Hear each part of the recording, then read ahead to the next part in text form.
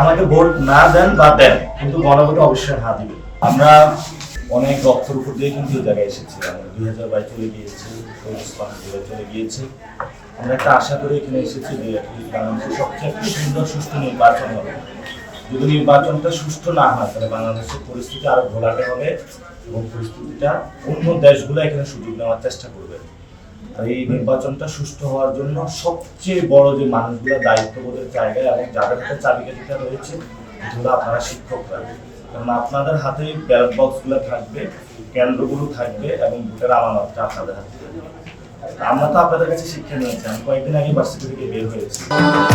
ভবিষ্যৎ হোক নিরাপদ, বিনিয়োগ হোক বিশ্বস্ত, আর আমার পছন্দ সল্ট বে। ওয়েলকাম টু সল্ট বে। আপনারা তো আমাদেরকে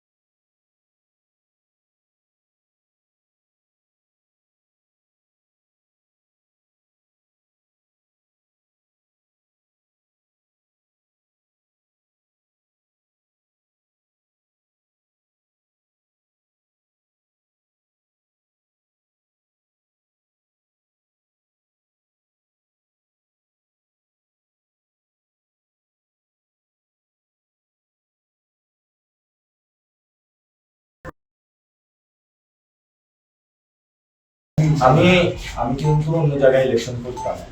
তো ওসমানী হত্যাকাণ্ড হওয়ার পরে আমি কিন্তু এখানে আসেছি বড় একটা কাজ নিয়ে, সেটা হলো ওনার দুইটা কাজ। একটা হলো ওনার বিচারটা হতে হবে ওসমান হাদি ভাইয়ের, আর হলো একটা কথা বলে গিয়েছে যে ইনসাফের বাংলাদেশ। ইনসাফের বাংলাদেশের জন্য আমি কাজ করবো। ইচ্ছা করলে আমি কখনো দুর্নীতির সাথে ইনভলভমেন্ট হতে পারবো না, আমি কোনো টিচারকে কোনো টাকা দিতে পারবো না, প্রতিষ্ঠানে দিতে পারবো না। আমি বরং এমন একটা জায়গায় কথা বলবো যাতে বাংলাদেশের সব প্রতিষ্ঠানগুলো ঠিক হয়ে যায় ইনশাআল্লাহ। বিশেষ করে যারা পাওয়ারে থাকে, কেন নষ্ট করে দেয়, হলে এলাকার মানুষকে ভয় পায়। আমাদের এক হেড স্যার ছিল তখন ছোটবেলা পড়তাম, পলিটিশিয়ানরা ওর পুরো লাঠি নিয়ে বসে থাকতো, কাছে আসতে পারতো না। বাটপার যে চোর বাটপার এগেছিল। আপনারা দোয়া করবেন যাতে হলে এই ধরনের একটা প্রতিষ্ঠান, যাতে এই প্রতিষ্ঠানটা সুনাম চারিদিকে ছড়িয়ে পড়ে টিচারদের। মানুষ এখানে যদি কেউ বিপদে পড়ে এই প্রতিষ্ঠানে চলে আসবে, স্যার আমাকে বাঁচান।